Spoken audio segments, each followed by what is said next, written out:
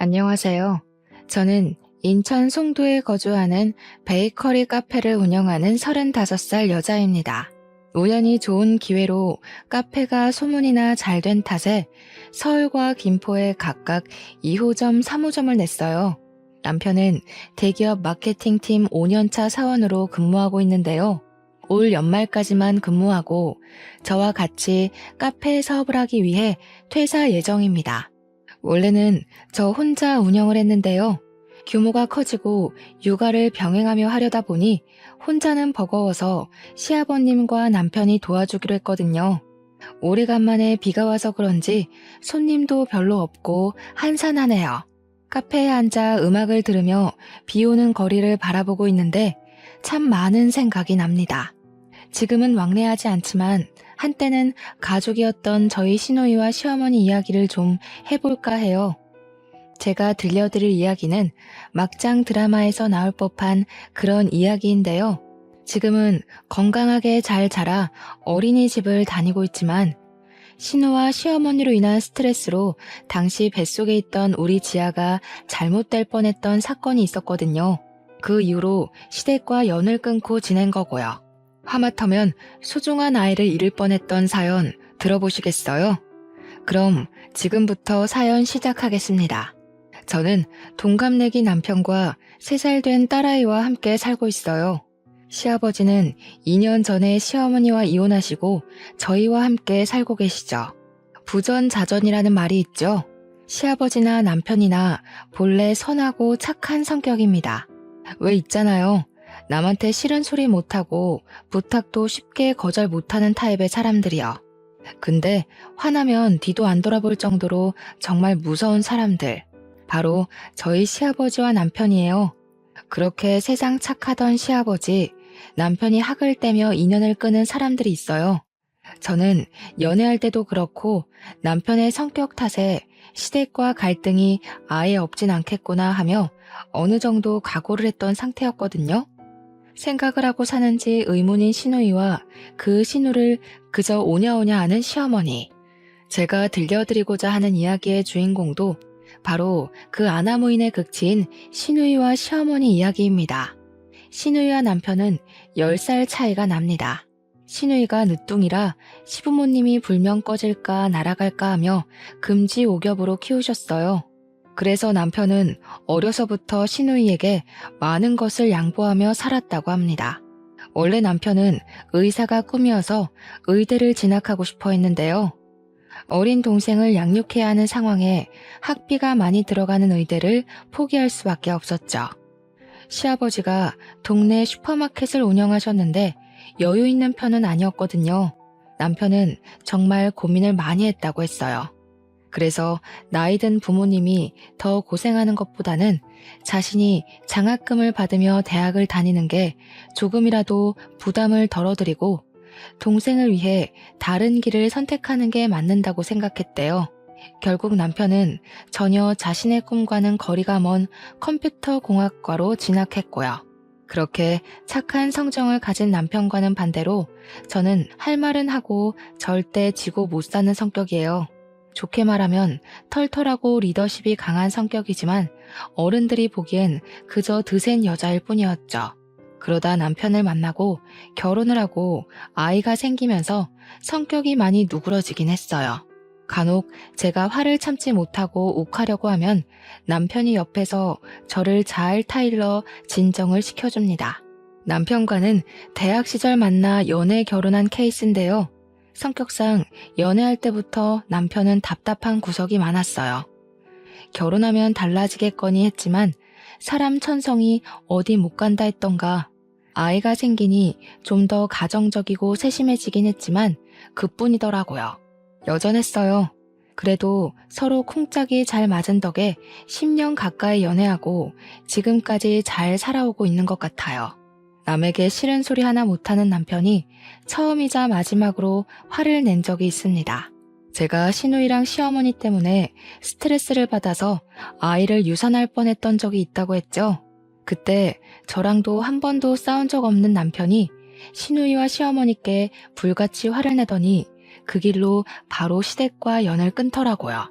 그때 처음으로 남편의 화난 모습을 보았는데 저런 면모도 있구나 하고 놀라기도 했지만 한편으로는 그동안 많이 참아왔구나 하고 안타까운 마음이 들었답니다. 살면서 그렇게 화를 내는 모습은 처음이었거든요. 그래도 부모와 자식의 천륜지간인데 스스로 그걸 끊어냈으니 본인이 말하면서도 얼마나 가슴이 미어지고 아팠을까요? 대학 시절 저와 남편은 봉사활동 동아리에서 만났어요. 동아리에서 유일한 동갑내기 친구여서 저희는 금방 친해질 수 있었죠. 자주 봉사활동도 다니고 만나는 횟수가 잦아지다 보니 자연스레 서로에게 물이 들어 캠퍼스 커플이 되었습니다. 저는 경영학과를 다니고 있었는데 대학 졸업 직후 친정의 도움으로 작은 카페를 하나 차렸어요. 남들과 똑같이 취업시장에 뛰어들어 어렵사리 사회생활을 시작하기엔 시간이 너무 아깝고 답답할 것 같았거든요. 그래서 저만의 일을 하고 싶었고 부모님을 졸라 겨우 설득해 카페를 차린 거죠. 부모님은 멀쩡한 대학 나와서 왜 사서 고생하냐고 만류하셨지만 제가 제과제빵 자격증, 바리스타 자격증 등 여러 자격증 공부를 하는 것을 보시더니 의지가 대단하다며 칭찬을 해주셨어요. 그래서 지원을 해주실 계획이 없었으나 저의 그 의지 하나만 믿고 투자 명목으로 카페 하나 차려주신 거랍니다. 사실 친정 부모님은 조금 여유가 있으신 분들이에요. 지금은 여행도 다니시며 노후 생활을 즐기고 계시지만 원래는 식품 유통 사업을 하셨어요. 아버지가 부동산 투자에 관심이 많으셔서 어렵사리 모은 돈으로 빌라와 건물을 사두신 게 있는데 그 지역이 재개발이 되면서 의도치 않게 돈방석에 앉게 됐거든요. 일을 하지 않아도 적당히 먹고 살 능력도 되실 뿐더러 최근에는 건물을 하나 더 매입하셨고 그 건물에서 나오는 월세로 행복한 노후를 즐기고 계십니다. 10평 남짓한 작은 공간으로 시작한 제 카페는 지금은 많은 유명세를 탔지만 처음에는 한 달 매출이 150만 원 정도로 정말 미비한 수준이었어요. 이 상태로라면 과연 몇 개월이나 버틸 수 있을까 했던 시절이었죠. 제대로 준비를 한 상태에서 차린 게 아니어서 그런지 홍보도 제대로 안 됐고요. 밤낮 바뀌어가며 잠까지 포기하고 메뉴 개발에 총력을 기울였어요. 카페 인테리어를 요즘 젊은 사람들 트렌드에 맞춰 심플하게 바꾼 것도 한몫했었죠. 조금씩 빛을 발하기 시작한 건 남편과 결혼을 한 이후부터였어요. 29살이 되던 해 가을날 오랜 연애의 마침표를 찍고 남편과 저는 결혼을 했어요. 저와 남편만 좋으면 그만이다 생각했는데 의외로 많은 어려움이 있더라고요. 결혼을 하는데 파혼 이야기까지 나오며 많은 우여곡절을 겪었거든요. 원인은 바로 시누이와 시어머니 때문이었습니다. 파혼 생각할 정도로 분위기가 정말 좋지 않았어요. 결국 남편에게 중간 역할을 제대로 하겠다는 맹세를 받고 결혼을 했습니다. 신우는 남편과 10살 차이가 나는 늦둥이였어요. 결혼할 당시 19살이었고 정상적이라면 고등학교에 다닐 나이였지만 신우는 학교를 다니지 않았습니다. 어렸을 적부터 오냐오냐 하며 자란 탓에 하도 사고를 많이 쳐 정학을 밥 먹듯이 하다 결국 자퇴를 했거든요.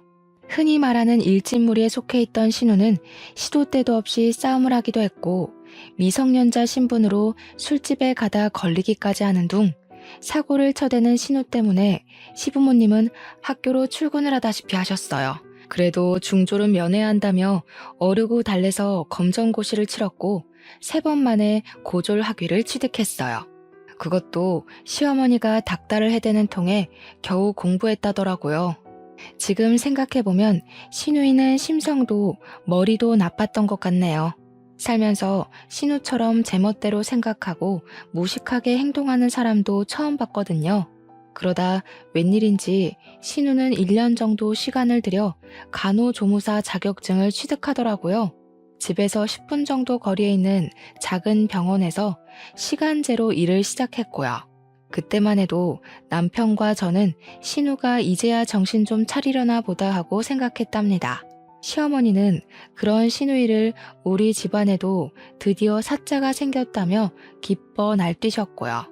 사자는 맞지만 저희가 아는 그 사자가 아니잖아요. 그 모습을 보고 조금은 어이가 없었지만 그러려니 했죠. 어쨌든 그 시기와 맞물려 남편과 결혼 이야기가 나와 양가 집안에 인사를 드리기로 했어요. 2주 정도의 시간이 흐르고 예비 시댁에 인사를 드리러 간 날 진수성찬이 차려져 있는 거예요. 그래서 저는 당연히 며느리 될 사람 온다고 너무 환대해 주시는 거 아닌가 생각했죠. 그랬더니 웬걸요? 신우가 인턴 기간 끝나고 정규직이 됐다고 축하 파티한다고 잔치상을 차린 거였어요. 제대로 김칫국을 한 사발 들이켰던 저는 민망해서 어쩔 줄 몰랐어요. 그런 저의 모습을 보신 예비 시부가 신경이 쓰이셨는지 제가 인사를 하러 오는 자리기도 해서 겸사겸사 준비했다고 하셨죠. 그런데 말입니다. 전 밥을 먹으면서 밥이 입으로 들어가는지 코로 들어가는지 몰랐어요. 예비 신우와 예비 시모가 번갈아가며 질문을 해대는 통에 대답하랴 밥 먹으랴 정신이 하나도 없었거든요. 언니, 뭐 안 사왔어요? 나 정직원 된 기념으로 선물 사온 거 없냐고요. 세상에, 오빠, 여자친구 센스가 없어도 너무 없다. 우리 엄마 센스 없는 여자 싫어하는데 점수가 벌써 깎였네? 언니, 이럴 때 점수 좀 따는 거예요. 예, 너는 우리 윤우랑 결혼할 생각이면 미리미리 준비를 했어야지. 카페 운영한다고 했나? 그거 뭐 얼마나 되니? 벌써부터 소원해지면 안 되는 거야. 우리 윤지 봐라. 남들 하기도 어렵다는 그 간호사잖니? 네, 어머니. 미리 챙겨드리지 못해서 죄송해요. 작은 카페긴 해도 혼자 하려니 정신이 없었어요. 다음부턴 잘 챙길게요. 윤지 씨, 축하해요. 예, 윤지 씨가 뭐니? 그래서 가정교육이 중요하다고 하는 거란다. 아무리 나이가 어려도 그러면 안 되는 거란다. 알겠니? 가만. 너 피부 관리하기는 하니? 결혼 앞두고 신경 쓸 게 아니라 평소에 잘 가꿔둬야 하는 거야. 역시 내 딸이 세상에서 제일 예뻐.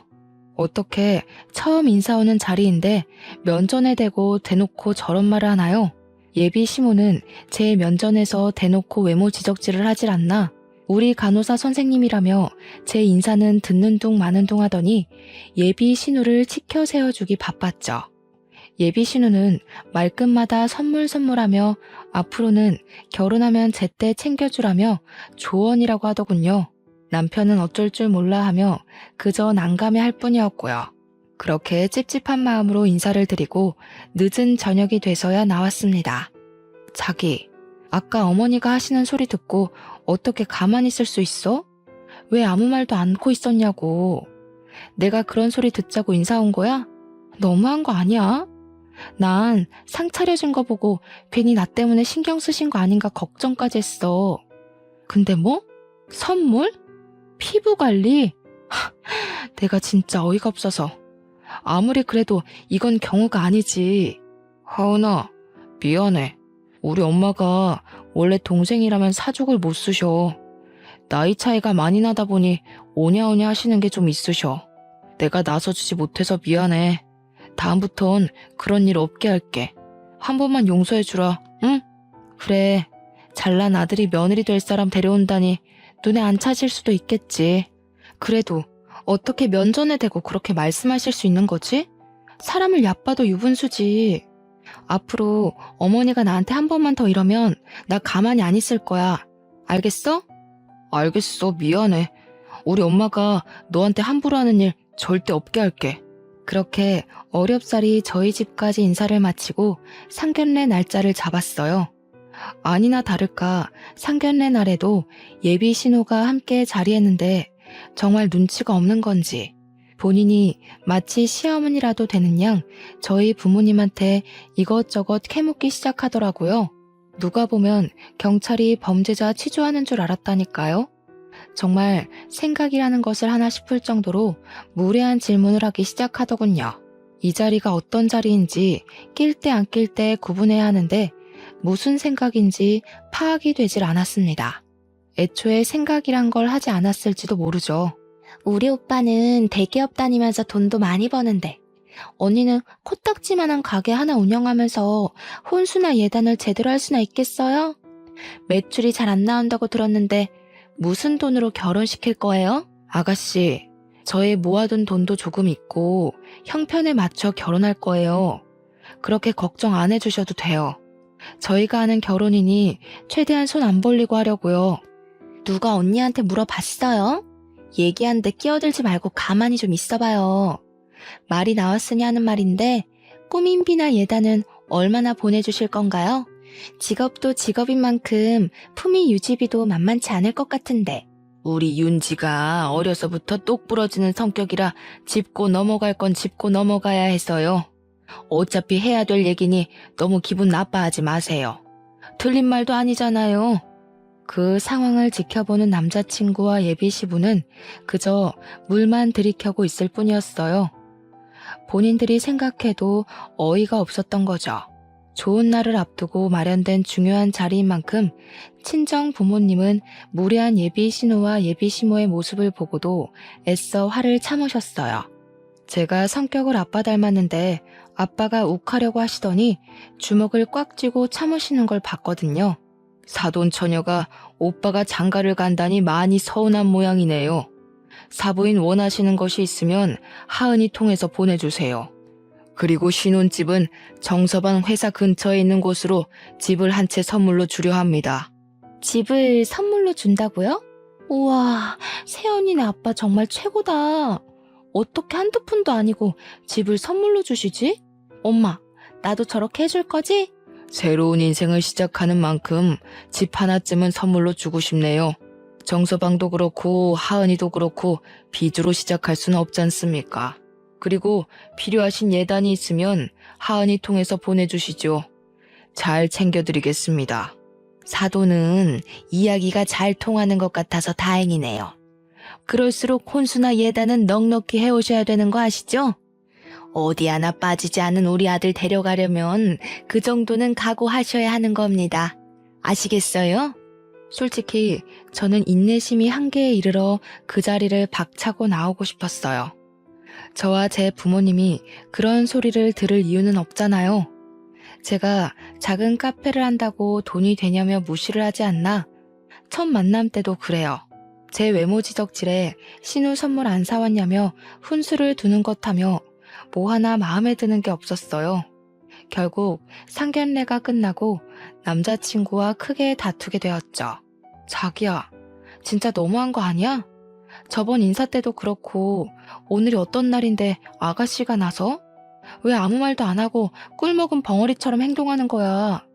내가 이런 수모 겪으면서까지 너랑 결혼해야 돼? 하은아, 좋은 게 좋은 거라고 그러려니 하고 넘어가면 안 될까? 솔직히 나도 어떻게 해야 할지 모르겠어. 어디서부터 손을 써야 하는지 감이 안 잡혀. 나도 너무 답답하단 말이야. 다른 사람도 아니고 나 이 와이프 될 사람이야. 그리고 아가씨가 낄 자리야? 얌전히 앉아서 밥만 먹어도 모자란데 거기서 자기가 왜 나서는데? 내가 우리 부모님 봐서 참은 거야. 알아? 내가 할 말이 없다. 정말 미안해, 하은아. 이번 한 번만 이해해줘. 내가 이렇게 미안하다고 하잖아. 우리 결혼하면 내가 정말 잘할게. 상견례가 끝나고 난 뒤에도 예비 시모 신우는 예단에는 이런 게 포함되어야 한다며 틈만 나면 전화해 잔소리를 해댔습니다. 언니가 잘 모르는 것 같아 이야기해 주는 거예요. 우리 집에 놓을 안마기, 세탁기, 건조기, 그리고 우리 엄마랑 내 명품백 하나씩. 우리 아빠는 골프 좀 쳐야 하니까 골프채도 있어야겠고 내가 정리해서 톡으로 보낼 테니까 한번 봐요. 시댁이 뭔 갑부도 아니면서 굳이 바꾸지 않아도 될 시댁 살림살이까지 저한테 요구하더라고요. 총 8천만 원이 넘는 혼수 리스트였죠. 며칠 뒤 예비 시모에게 연락이 왔습니다. 그동안 김장을 늘 나 혼자 했었잖니? 이제는 네가 했으니 다행이구나. 이번 주 주말에 김장할 거니까 와서 도우렴. 이왕 이렇게 된 거 배우기도 하고 그러면 좋잖니? 그런 줄 알고 끊으마. 주말에도 카페 영업을 했었어야 했지만 결혼 전이고 잘 보여야겠다는 생각에 임시 휴무 간판을 내걸고 토요일 아침 일찍 예비시댁에 갔죠. 시장에 가서 김장거리를 잔뜩 사와서는 하루 종일 절이고 버무리고 무려 300포기를 바람에 늦은 밤이 되어서야 김장을 겨우 마무리했고 밥도 못 먹고 일한 탓에 신경이 매우 예민해져 있었어요.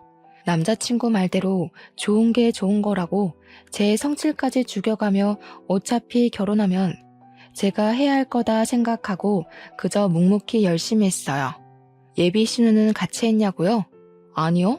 김장이 끝날 때까지 손 하나 까딱하지 않고 있다가 저녁 무렵 늦음하기 밖에 나가 친구들을 만나 술을 잔뜩 마시고 취해서 들어오던걸요. 김장은 앞으로 매년 이렇게 300포기씩 할 거야. 많이 배웠겠지? 늦었으니 이제 가봐도 좋다. 나도 좀 쉬어야겠어.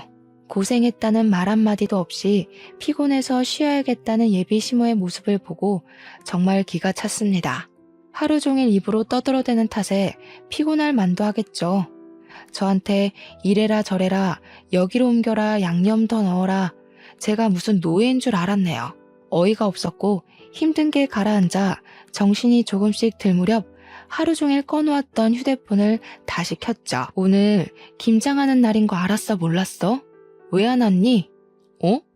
무슨 김장?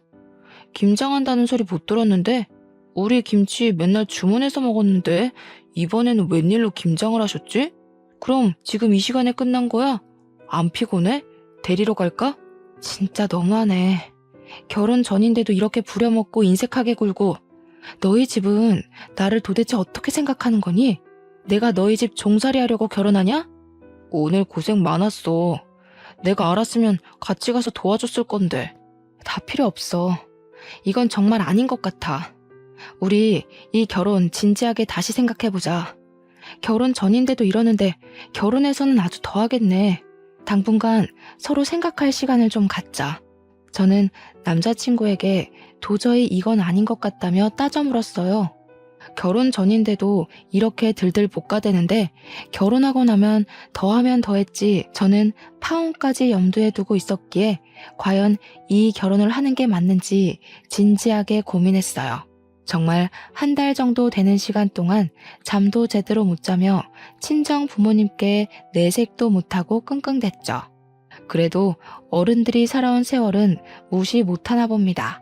이상한 분위기를 느낀 친정 부모님은 결혼이 집안끼리 만나는 일륜지 대사지만 결국 본인들이 좋아야 하는 거라며 남편과 이야기를 잘해보라고 다독여 주셨어요.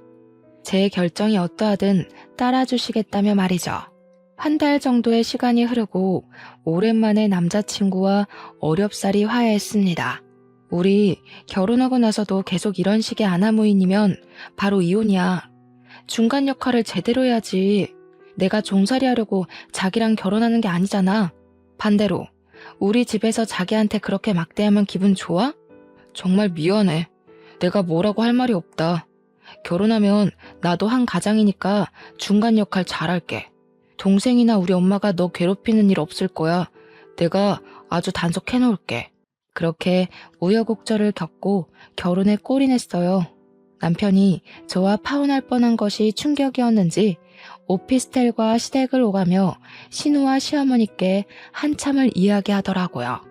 그랬더니 둘이서 저를 괴롭히는 일도 신우가 나대는 일도 현저히 줄었어요. 저는 약간의 안심을 했고 그렇게 1년 정도 신혼을 즐기다 아이가 생겼습니다. 아이가 생긴 뒤 행복한 미래를 생각하니 매일이 설레더군요. 그러나 평화롭게 지내던 것도 잠시 시어머니가 카페로 찾아오셨어요. 그동안 제 카페는요. 150만 원 언저리던 매출도 2배 정도 늘었고요. 단골 손님도 제법 늘어나 장사가 잘 풀리고 있던 시점이었어요. 무언가 할 말이 있어 여기까지 찾아온 게 눈에 보이더군요. 어머니, 카페까진 어쩐 일이세요? 일단 여기 차 한 잔 드세요. 저한테 하실 말씀 있으신 것 같은데 편하게 말씀해 주세요. 네가 그래도 눈치는 좀 있나 보구나. 사실은 말이다. 윤지가 몇 개월 전에 만난 남자친구가 있는데 그 사람이 의사란 말이다. 윤지가 결혼을 하고 싶어 하는데 너도 알다시피 우리가 여유 있는 집은 아니잖니. 아가씨가 결혼하는데 무슨 문제라도 있어요? 마음 맞는 사람들끼리 알아서 해야 할 문제인데 어머니가 왜 근심이 많으세요? 얘 말하는 것 좀 봐. 다른 것도 아니고 의사 집안이라잖니. 결혼한다 하면 예단이며 혼수며 한두 푼이 아닐 텐데 우리 집 형편에 그 집 맞춰주려면 등골이 휜다 휘어. 그래서 말이다. 너희 살고 있는 신혼집 좀 팔아서 결혼 자금으로 보태자꾸나. 네? 무슨 말씀이세요? 아가씨가 결혼하는데 왜 저희 신혼집까지 팔아야 하는데요? 이 집이요, 저희 아버지가 해주신 결혼 선물이에요. 그런데 이 집을 마음대로 파니마니 하시는 거세요? 내가 알아보니 시세가 8억 정도는 하더구나. 집 팔아서 결혼 자금 혼수나 예단도 해야 하고, 그리고 명색이 장모인데 사위 될 사람 차 한 대 정도는 뽑아줘야 하지 않겠니? 우리한테 줄 용돈 한 번에 준다 생각하고 그렇게 하자. 어머니, 왜 이렇게 제멋대로세요? 제가 언제 집 판다고 했어요? 아가씨가 결혼하는데 물론 결혼 자금 보태드릴 순 있죠. 하지만 집까지 팔고 저희가 희생해가면서 그렇게 할 이유는 없는 것 같은데요. 얘 말하는 꼬락서니 좀 봐라. 너 어디서 배워먹은 짓이야? 네 애미애비가 그렇게 가르치던? 시어머니가 이렇게 하자 하면 너는 그냥 네 하면 되는 거야. 어디서 따박따박 말대꾸야? 제가 조목조목 따지고 들자 시어머니는 표정이 확 변하더니 막말을 내뱉더라고요. 알고 보니 신우이의 남자친구는 대대로 의사를 배출한 사자 집안이었어요. 신우가 간호조무사 됐다고 사자거릴 땐 언제고 왜 이제 와서 저러는지 이해가 되질 않았어요. 간호조무사를 차별하는 건 아니지만 솔직히 엄연히 간호사와 조무사는 페이 자체가 다르잖아요? 근데 신우는 자신이 마치 진짜 간호사라도 되는 것 마냥 간호조무사인 사실을 숨기고 진짜 간호사인 척을 한 거였어요. 있어 보이는 집이라며 제 딴에는 저한테 예단으로 받은 명품으로 치장하고 다녔는데 서로 맞춰서 살아야 한다는 개소리를 했던 거예요. 당연히 그 의사 남자친구 측에서 예단을 요구했는데 감당할 수준이 아니었던 거죠. 솔직히 이거 사기 결혼 아닌가요? 직업도 속이고 집안도 속이고 시어머니 말대로 돈은 보태준다 치자고요. 결국 저도 똑같은 사람 되는 거 아니냔 말입니다. 사실 그때 당시 임신 중기가 시작될 무렵이었고 일을 계속하다 보니 컨디션이 좋진 않았어요. 병원에서는 원체 몸이 약한 체질이라 몸에 무리가 가면 안 되니 카페를 정리하는 것이 어떠냐고 할 정도였거든요. 아무튼 시모는 계속 집을 팔아 결혼 자금에 보태자며 친정이 잘 살지 않느냐고까지 하더라고요. 신혼집 턱하니 선물해주지 않았냐며 능력 있는 것 아니냐면서요. 친정까지 들먹이는 바람에 속에서 열불이 났지만 겨우 참아내며 친정 부모님과 남편에게 이야기해본다 말씀드리고 시어머니를 겨우 집으로 돌려보냈습니다. 저녁 시간이 다 되었을 무렵 이번에는 신우이가 연락이 오대요. 언니, 난데요. 엄마한테 다 들었어요. 제가 결혼한다는데 그깟 돈도 못 보태요? 자신이 결혼 못해서 인생 망하면 다 언니 책임이에요. 알겠어요? 아가씨, 뭔가 잘못 알아도 한참 잘못 알고 있는 것 같아서 한마디 할게요. 우리 집을 팔면서까지 그 집안이랑 결혼해야 할 이유가 있어요? 거짓말을 하면서까지? 당당하게 아가씨를 있는 그대로 오픈해야지. 뭐가 두려워서 거짓말을 하는데요. 내가 거짓말을 하던 안 하던 그건 내가 알아서 할 일이고. 아무튼 집 팔아서 내 결혼 자금 좀 보태줘요. 하나밖에 없는 남편 동생이 시집 간다는데 있는 집에서 그 정도는 해줘야지. 안 그래요? 그런 줄 알고 있을게요. 내가 말했죠. 왜 우리 집을 팔아야 하느냐고요. 내 말 무슨 뜻인지 몰라요? 이 집 팔 일 없고 팔지도 않을 거지만 아가씨, 결혼은 아가씨가 알아서 해야 하는 거예요. 형편에 맞춰야지 욕심내지 말아요. 끊어요. 그 시어머니의 그 시누이. 둘이 연달아 말도 안 되는 말로 괴롭히는 통에 제가 스트레스를 많이 받았나 봅니다. 전화를 끊고 갑자기 배가 뭉치며 묵직한 통증을 느꼈고 저는 그 자리에 주저앉아 정신을 잃고 말았어요. 눈을 떠보니 저는 병원 응급실에 누워있더라고요. 알고 보니 카페에 있던 직원이 쓰러진 저를 보고 구급차를 불러 병원으로 온 거였어요.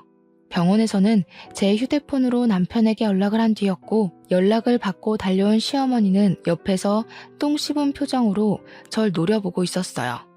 남편은 일하던 도중에 저에게 달려왔고 시어머니에게 저한테 가보라고 부탁을 했던 것 같더라고요.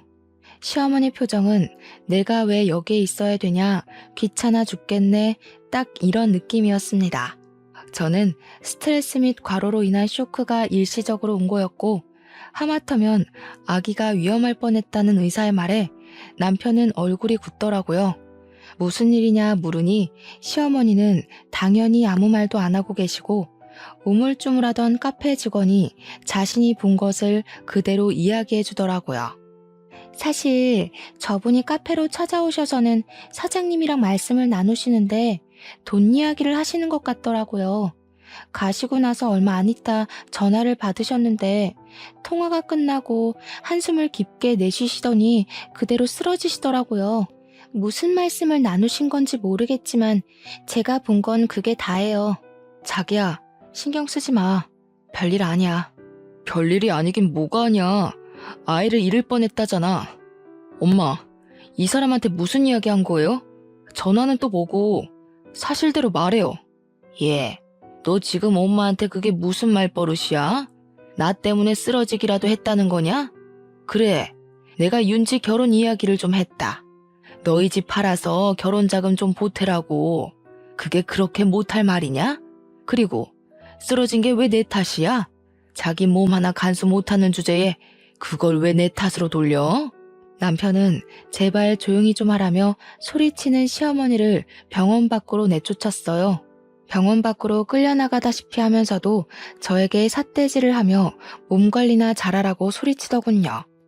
큰 사달이 날 것 같아 카페 직원에게 더 이상 말하지 말아달라는 제스처를 취했으나 그 직원이 결국 남편에게 있는 그대로 사실을 말해버렸어요. 남편은 잔뜩 화가 난 표정으로 얼굴이 새빨개지더니 얼굴이 굳더라고요. 링거만 맞고 가면 된다는 의사의 말에 휴식을 조금 취한 뒤 남편은 아무 말 없이 저를 집으로 데려다 주더니 잠시 다녀올 곳이 있다며 나갔습니다. 그렇게 한두 시간이 흘러 곤히 자고 있는데 시누이에게 전화가 오는 겁니다. 받을 기력도 없었지만 무슨 말을 또 하려나 하고 받았죠. 글쎄 전화를 받았더니 싸우는 소리와 함께 온갖 욕설이 난무하는 거 아니겠어요? 어라? 자고 있었나 봐요? 그걸 그렇게 다 고자질하니까 좋아요? 새언니 처음부터 마음에 안 들었어. 지금 오빠 난리치고 있는데 너는 상황에서 자냐? 내가 의사랑 결혼하는 게 그렇게 안 이꼬워요? 이 결혼 못하면 책임질 거냐고. 알고 보니 남편이 시댁으로 가 그동안 쌓인 울분을 다 터뜨리고 있던 거였습니다. 휴대폰 너머로 남편과 시어머니의 소리가 들리더라고요. 아이가 잘못되기라도 했으면 다 같이 죽어도 모자라요. 어떻게 임신한 사람 생각은 하나도 하지 않으세요? 나는 그렇다 쳐도 하은이한테는 그러면 안 되죠. 도대체 왜 이렇게 못 잡아먹어서 안달이냔 말이에요. 너는 이 엄마한테 못하는 소리가 없어. 내가 널 그렇게 가르쳤니? 둘 다 그만해. 세아가 보기에 부끄럽지도 않아? 일단 둘 다 진정 좀 하란 말이야. 당신도 제발 그만해. 몸 상태도 말이 아니지만 가만히 있을 상황은 아닌 것 같아 지친 몸을 이끌고 20분 거리에 있는 시댁으로 갔습니다. 시아버지가 겨우 말린 덕에 다행히 시끄러운 상황은 끝이 나 있는 상태였고 시어머니와 남편은 여전히 씩씩대며 분을 사귀지 못하고 있었어요. 저는 시아버지에게 대충 상황 설명을 들었죠. 집안에 여자를 잘못 들여서 이런 사달이 났다. 하나밖에 없는 여동생 잘 되는 게 그렇게 배가 아프니? 전현이 며느리로 들어와서 이 사달이 난 게다. 그러게 얘, 너만 알겠습니다 하면 조용히 넘어갔을 일인데 이렇게 만드니까 좋으니? 언니, 언니네 친정 돈 좀 있다고 그렇게 막 무시하고 살아도 돼요? 평소에도 우리를 얼마나 고깝게 생각했으면 이딴 식으로 행동을 하실까? 나 결혼 못하면 다 오빠랑 언니 책임이야. 저도 참는데 한계가 와서 한마디 차려는 찰나 남편이 제 앞을 가로막는 게 아니겠어요? 앞으로 인연 끊고 삽시다. 더 이상 아들과 엄마, 오빠 동생 사이도 아니에요. 나중에 죽어서야 연락하시고 앞으로 다시는 연락하지 마세요. 아니, 죽어서도 연락하지 마요. 지금까지 늘 어머니가 하라는 대로 하며 살았어요. 그리고 윤지한테도 할 만큼 했다고 생각합니다. 뭐? 인연을 끊어? 부모와 자식이 천륜으로 이어져 있는데 네가 감히 끊는다고? 언제까지 거짓말하면서 그 잘난 의사 사이 얻으려고 노력하실 거예요? 하은이랑 저는 가족도 뭣도 아니에요. 이 사람 아이 잃을 뻔했어요. 그러고도 대우받길 원하세요? 저희한테 해주신 게 도대체 뭐예요? 앞으로 연락하지 마시고 윤지가 결혼하든 말든 내 상관할 바 아닙니다. 그렇게 남편은 한바탕 쏟아낸 뒤 무표정으로 제 손을 잡고 집을 나왔어요. 집으로 돌아와 제 앞에서 애써 아무렇지 않은 척하며 앞으로는 우리만 생각하자고 자기 엄마 때문에 고생시켜 미안하다며 사과를 하더라고요. 그렇게 시댁과 연을 끊게 됐고 종종 시아버지가 몸은 괜찮냐며 연락을 주실 뿐이었어요. 그 뒤로 시누이는 어떻게 됐냐고요? 결국 시누이는 남자친구에게 직업을 속인 것이 들통이 났고 파혼을 당했어요. 제가 실려갔던 응급실이 시누이 남자친구의 병원이었고 응급실에서 저와 남편, 시어머니가 나눈 대화를 우연히 그 사람이 들었대요. 시어머니와 시누이는 저에게 연락을 시도해왔지만 남편이 휴대폰 번호도 바꾸고 연락을 차단시켜 버리더라고요. 저도 컨디션이 어느 정도 회복이 되어 카페에 다시 출근을 시작했죠. 잠잠하나 싶더니 아니나 다를까 카페에까지 찾아오더라고요. 당연히 연락이 안 되니 그럴 수밖에요. 직원들이 제지를 하며 카페 안에 들어오지 못하게 하기도 하고 제가 경찰을 불러 쫓아내기도 하며 크고 작은 소란을 피워댔어요. 그러다 보다 못한 직원이 경찰에 신고도 하고 남편이 시어머니한테 한 번만 더 찾아오면 영업방해죄로 고소할 거라며 엄포를 놓은 탓인지 다행히 그 뒤로는 잠잠해지더라고요.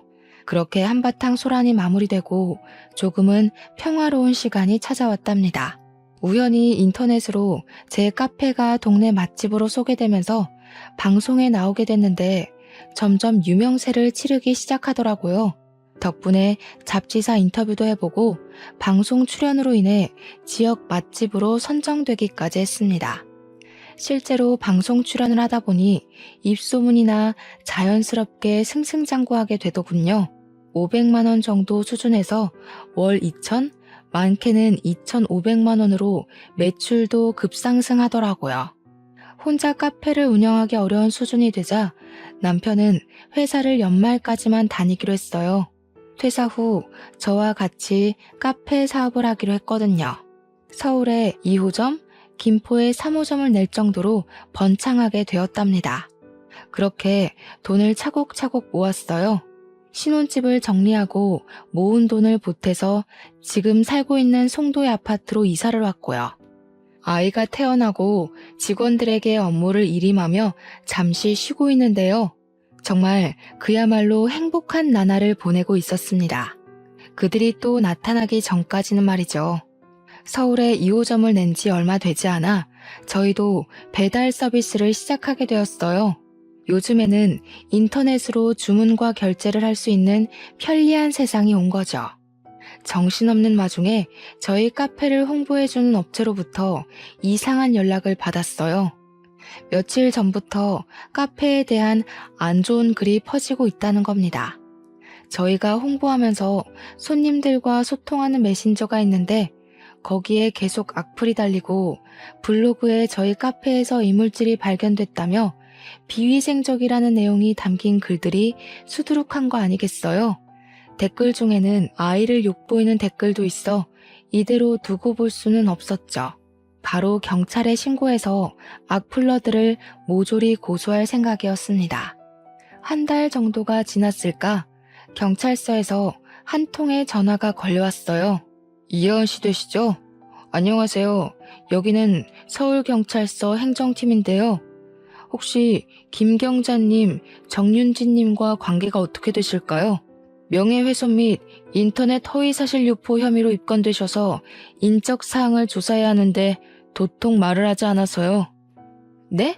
저희 시어머님과 시누인데요. 도대체 무슨 일이죠?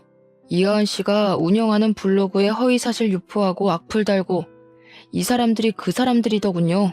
어떻게 할까요? 귀가 조치해드릴까요? 아니요. 저희가 우선 경찰서로 가겠습니다. 확인해야 할 사항도 있고요. 직접 뵙고 말씀드릴게요. 1시간 정도쯤 걸릴 것 같네요. 남편과 같이 갈게요. 아이를 친정에 잠시 맡기고 남편과 함께 경찰서로 왔는데 시어머니와 신우가 고개를 푹 숙인 채로 앉아있는 게 아니겠어요? 시아버지도 연락을 받고 급히 경찰서로 오신 거라 했습니다. 알고 보니 시어머니와 시누이가 인연을 끊고 살게 된 뒤로 복수를 하고 싶었답니다. 그래서 댓글 알바들을 통해 루머를 퍼뜨리고 악플을 달기까지 아이를 욕하는 댓글도 있었는데 이 모든 게 시어머니와 시누이가 한 짓이라니 기가 막히더군요. 그러자 시아버지가 크게 소리치셨습니다. 난 이제는 도저히 같이 못 살겠다. 그렇게 당하고 나서 조용히 잘 사는 것 같았는데 왜 멀쩡히 사는 애들을 괴롭혀서 이사달이 나게 해? 여보, 우리 이제 이혼합시다. 나도 참을 만큼 참았어. 도대체 어디까지 망가져야 정신을 차릴래? 이혼이요? 이혼이 그렇게 쉬워? 그리고 전현 때문에 우리 집안이 이 꼬락서니가 났는데 왜 다들 나한테만 잘못했다는 거야? 내가 창피해서 세아가 볼 면목이 없다. 하도 창피해서 동네 다니는 것도 두려워. 이제는 그딴 거 신경 안 쓰련다. 너희들이 감옥에서 썩든 말든 알아서 잘 지내. 조만간 이혼서류 보낼 테니 답변 주고. 아무리 그래도 그렇지. 아빠가 우리한테 이러면 안 되는 거야. 같이 산 정이 있지. 어떻게 아빠가 우릴 버려? 나 감옥 가기 싫어. 아빠, 나 여기서 나가게 해줘요. 응? 나도 봐줄 만큼 봐줬다. 지금까지 당신과 윤지 저지른 죄값은 달게 받아. 분명히 기회는 있었어. 그럼에도 불구하고 너희를 가족을 저버린 거야. 더 이상 서로에게 미련 갖지 말자. 시아버지마저 등을 돌려버리자 그들은 미쳐서 발악을 하기 시작했어요.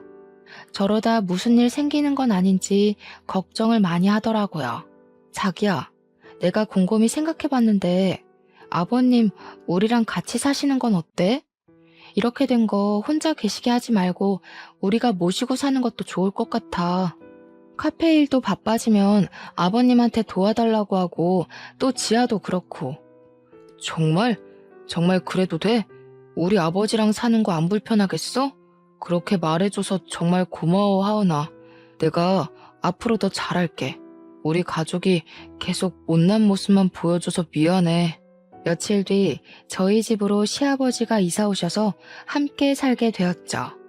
저녁 식사를 하며 오래간만에 오순도순 이야기를 하는데 시아버지가 말씀해 주시길 그동안 신우는 간호사로 사칭하고 다닌 탓에 업계에서 소문이 나 취업이 쉽지 않았다고 해요. 편의점, 노래방, PC방 아르바이트를 전전하며 생활했고 시어머니는 이혼 후 식당에서 설거지 아르바이트를 시작하셨었다고 합니다. 그러던 와중에 시어머니와 시누이는 제 카페에 대한 비방글을 작성하고 댓글 알바들을 고용해서 허위 사실을 유포한 것 같다고요. 결국 시어머니와 시누이는 각각 벌금형을 선고받아 2,300만 원이라는 거금을 벌금으로 내야 했어요. 시아버지는 이혼하시면서 시어머니에게 전해주신 게 아무것도 없으셨다 했어요. 줄 이유도 없고 그런 사람들한테 자신의 재산을 많지는 않지만 단 한 푼도 들어가게 둘 수는 없다면서 모든 재산을 처분하셨어요. 그러고는 3억을 저에게 주시며 말씀하시더라고요. 내가 그동안 세아가 너한테 못할 짓을 한 것 같아 미안하구나. 더 챙겨주고 그래야 했는데 큰소리 나는 게 무섭다는 이유로 방관했던 것 같구나. 미안한 마음이기도 하고 앞으로 더 잘해보자는 의미이니 받아주렴. 아버님, 제가 이 돈을 어떻게 받아요? 저 이 돈 없어도 충분히 사업할 수 있어요. 앞으로 제가 아버님 호강시켜 드릴 테니까 빨리 넣어두세요. 결국 시아버지의 성화에 못 이겨 3억 원이라는 돈을 받은 저는 사업 자금에 보태서 사용했고요. 김포에 200평 규모의 대형 베이커리 카페를 준비 중입니다. 앞서 말씀드린 3호점이죠.